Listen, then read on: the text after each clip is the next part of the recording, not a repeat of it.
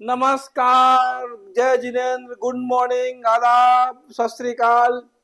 दोस्तों, सबसे पहले मैं पहलगाम में हुए आतंकी हमला का कड़ी से कड़ी निंदा करता हूँ और मोदी जी को आश्वस्त करता हूँ कि मोदी जी आतंकवाद की सफाई करने के लिए जो भी कदम उठाएंगे हम उसमें पूर्ण सहयोग करेंगे।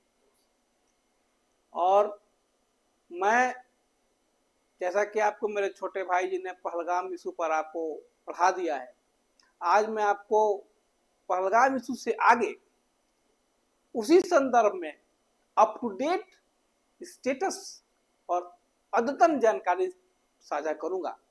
इससे पहले अगर आप इस चैनल को पहली बार देख रहे हैं तो कृपया इस चैनल को सब्सक्राइब कर इस चैनल को बेल आइकन को दबा दें ताकि आपको अद्यतन जानकारी मिलती रहे और साथ में स्मार्ट स्टडी की भी जानकारी होती रहे। आइए, कैप्चर एट राजस्थान, पाकिस्तान री रेंजर कैप्चर्ड। अभी अभी सूचना मिली है कि जिस तरह 22 अप्रैल को हमारे यहाँ पहलगाम की घटना घटी, जिसमें आतंकवादियों ने निर्दोष व्यक्तियों को धर्म पूछकर गोली मार दिया, जिसमें हमारा 23 अप्रैल को एक बीएसएफ के जवान पूरन कुमार शाह, आपको मालूम होना चाहिए कि बीएसएफ, सीआरपीएफ, सीआईएसएफ, एसएसबी, ये सब पारामिलिट्री फोर्स जो हैं, वो बॉर्डर सिक्योरिटी फोर्स जो है बीएसएफ, ये बॉर्डर पर हमारे यहाँ पारामिलिट्री फोर्स की है, जो कि बॉर्डर पर ये जो है बीएसएफ जो है बॉर्डर पर काम करता है, मैंने बॉर्डर की रक्षा करता है। इसका नाम ये बॉर्डर सिक्योरिटी फोर्स।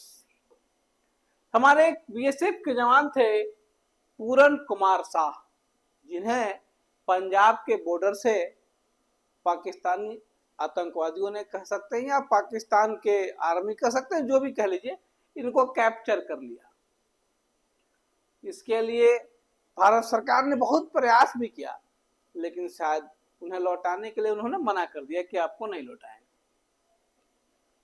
उसी तरह जिस तरह हमारे यहाँ BSF, SSB, CRPF, CISF, ITBP paramilitary force होते हैं, पाकिस्तान में इन पारामिलिट्री फोर्स को रेंजर्स बोलते हैं। इनके इंटरनल कुछ नाम होते हैं, इसमें इनको बोलते हैं पाकिस्तानी रेंजर्स। तो पाकिस्तानी रेंजर्स एक जो है आज हमारे यहाँ भी पकड़ा गया है और ये ताजा न्यूज है, और वो पाकिस्तानी रेंजर को राजस्थान के बॉर्डर से पकड़ा गया है। अब हम भी इसका जांच करेंगे, क्या यह स्पाई है? अगर यह स्पाई है, इसके यहाँ जीपीएस मिलता है, ट्रैक लोकेटर मिलता है, या भारत का नक्शा मिलता है, या अन्य कोई ऐसी संदिग्ध, सस्पेक्टेड और संदिग्ध वस्तु मिलती है जिससे ये पता चले कि ही इज स्पाई, वह जासूस है, तो जब जासूस है तो उसे हम भारत के ऑफिशियल सीक्रेट एक्ट्स के तहत गिरफ्तार करेंगे और उसको बंद रखेंगे, उस पर इंट्रोगेशन करेंगे, उससे पूछताछ करेंगे, और अगर पूछताछ में मिलता है कि वह गलत है तो उसके खिलाफ हम जो है ऑफिशियल सीक्रेट एक्ट्स के तहत जेल में बंद करके रख सकते हैं। पहले ऐसा क्या होता था? पहले भाई बॉर्डर है, अब बॉर्डर पे तो स्वाभाविक है, ये पाकिस्तान का इंटरनेशनल और भारत का इंटरनेशनल बॉर्डर है, ये एलओसी है, स्वाभाविक बात है, भटक भी सकता है, उधर का फोर्स इधर भी आ सकता है, इधर का फोर्स इधर भी आ सकता है, भटक भी सकता है, रास्ता भी भटक सकता है, क्योंकि ये तो बॉर्डर है, या बहुत सारा जंगली इलाका भी है, तो हो सकता है कि ये पहाड़ी इलाका भी है, भटक के भी आ सकता है, अनइंटेंशनल होगा वो। मगर अगर इंटेंशनली आता है, जानबूझकर आता है, और जानबूझकर वो जासूसी करने आता है, भारत के किसी पार्ट पर वो नजर रखने के लिए आता है, उस केस में उसके ऊपर कौन सा एक्ट लगेगा? ऑफिशियल सीक्रेट एक्ट लगेगा। पहले क्या होता था? जनरली अगर अनइंटेंशनली आता है तो क्या होता है, अनइंटेंशनली आने के बाद फ्लैग मीटिंग्स होती है, दोनों देश के सेनाओं के बीच फ्लैग मीटिंग्स होते हैं, और फ्लैग मीटिंग्स होने के बाद अगर अनइंटेंशनल आया है तो उसको इजी गोइंग में हम लोग छोड़ देते हैं या एक्सचेंज कर लेते हैं। आप हमने को हम हमारे को आपने पकड़ लिया, हमको हमने आपको पकड़ लिया। अगर आपका इंटेंशन को गलत नहीं है, अगर आपको जासूसी नहीं करना है, मतलब गलती से आप आ गए, भटक के आ गए, तो उस केस में फ्लैग मीटिंग्स होने के बाद उसको रिलीज कर दिया जाता था। लेकिन अगर ये जिनेवा में भी एक कन्वेंशन हुआ था, जिनेवा में एक सभा हुई थी, उसमें तय किया गया है कि जो सटे हुए बॉर्डर हैं, क्योंकि जिनेवा जो है जिनेवा कन्वेंशन जिनेवा में क्यों होता है ये बता दें आप लोगों को। संयुक्त राष्ट्र संघ की मीटिंग्स जो है लगभग जिनेवा में होती हैं।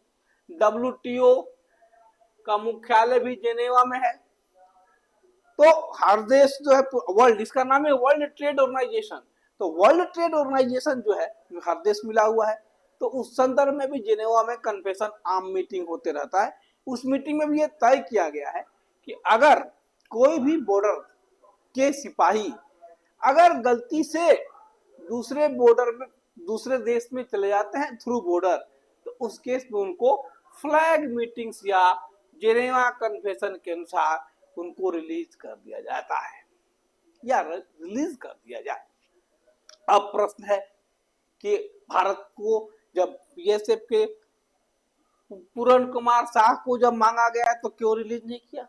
वो इंट्रोगेट कर रहा होगा, वो जानने का प्रयास कर रहा होगा कहीं यह स्पाई तो नहीं, कहीं यह जासूस तो नहीं है, कहीं यह पाकिस्तानी जासूसी करने तो नहीं आया। लेकिन वो दौर भी खत्म हो चुका, चूंकि काफी दिन हो चुका है। अगर इंट्रोगेशन में पाया जाता है कि वो स्पाई है, तो वो पाकिस्तान, जिस तरह भारत में ऑफिशियल सेक्रेट एक्ट है, उस तरह पाकिस्तान में कोई भी सेक्रेट एक्ट होगा उसके तहत उसको बंद रखेगा या उसको एक्सचेंज नहीं करेगा। लेकिन ताजा खबर यही है कि हमने भी राजस्थान के बॉर्डर पर एक बीएसएफ के जवान को, बीएसएफ नहीं पाकिस्तानी रेंजर, सॉरी मैंने इक्विवेलेंट बीएसएफ ही है, पाकिस्तानी रेंजर के एक जवान को पकड़ के रखा है। अब वो भी मांगेगा, स्वाभाविक बात है भाई, अब वो भी कहेगा। लेकिन कब हम छोड़ेंगे उसको? जब उसका इंट्रोगेशन करेंगे, जब उसका इंट्रोगेशन हम कर लेंगे और इंट्रोगेशन के बाद जो है उसके पास कोई जीपीएस या ट्रैक लोकेटर या मैप इस तरह की कोई वस्तुएं, संदिग्ध वस्तुएं नहीं पाई जाएंगी, तो हम फिर उसको रिलीज कर सकते हैं। लेकिन चूंकि यहाँ रिलीज नहीं कर सकते, क्योंकि यहाँ का रिलीज कंडीशनल है। कंडीशनल क्या है कि अगर आप हमारे पूरन कुमार शाह को छोड़ते हैं, पूरन कुमार शाह को छोड़ते हैं, तब हम आपके वाले को छोड़ेंगे। और ये हो गया तत्कालिक इशू।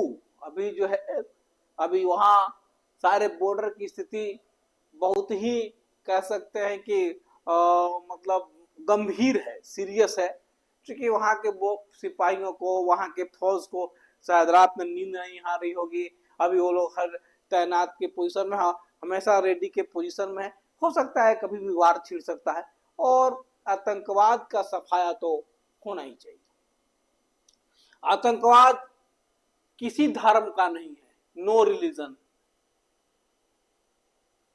आपको याद होगा बंबई का ताज होटल या बंबई का मुंबई स्टेशन, मुंबई वीटी जिसको बोलते हैं, वहां पर अंधाधुंध गोली चलाने वाले एक शख्स को भारत ने फांसी की सजा दी थी, जिसके लिए बहुत हंगामा भी हुआ।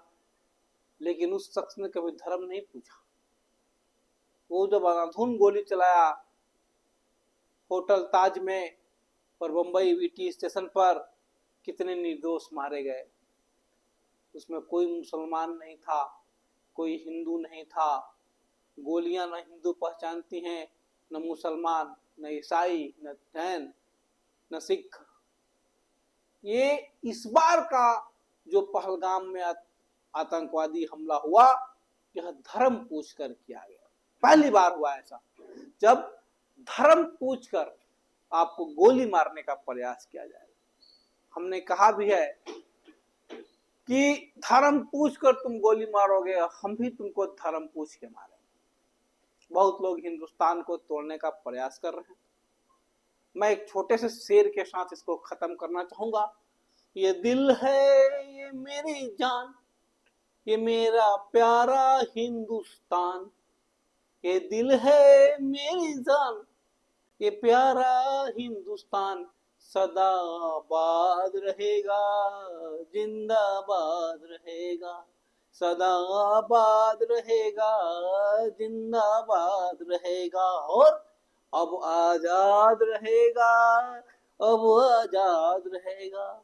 धन्यवाद। अगले वीडियो में मिलते हैं दोस्तों। धन्यवाद।